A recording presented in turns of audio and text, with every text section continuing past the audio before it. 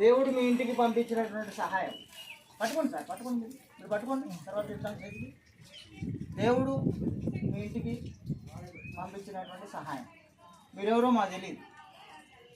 దేవుని పేరు మీద మేమందరం కలిసి తలా కొంచెం రూపాయల డబ్బులు సేకరించి మీలాగా సహాయం అందిస్తున్నాం అంతే. మేమేం ప్రభుత్వం పంపితే కానీ ఏదైనా రాజకీయ పార్టీలు పంపితే కానీ మేము రాలేదు. మేమందరం Wyra church of Christ mission తరఫున వచ్చినాం.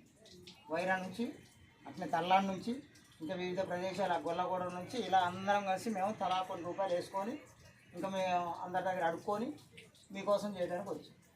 దేవుడు మీకు ఇచ్చిన సహాయం, దేవునికి కృతజ్ఞతలు చెప్పండి మీరందరూ. Thank you, thank you. అయ్యగారు ఒకసారి అది లాంగ్ చూడండి, తలుపు తీసి తలుపు తీయమ్మా, ఎంత మునిగిపోయింది.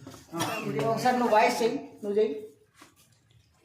ఇల్లు మొత్తం వర్షాలకు మొత్తం కూలిపోయి పైన ఉన్నటువంటి రేకులన్నీ పగిలిపోయి పాపం దీంట్లో బిడ్డలు ఎలా ఉన్నారో ఏంటో.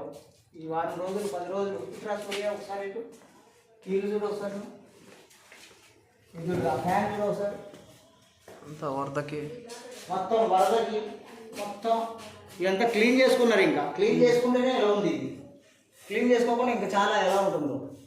కాబట్టి దేవుడు ఈ పిల్లలందరి కోసం మంచి ఆదరణ కలగజేయాలని మనందరం కలిసి ప్రార్థన చేద్దాం. వీళ్ళందరికీ సహాయం ఇంకా ఎక్కువ అందాలని, ఎక్కువ మంది వచ్చి మీ అందరికీ సహాయం చేయాలని మేము కోరుకుంటున్నాం. Thank you.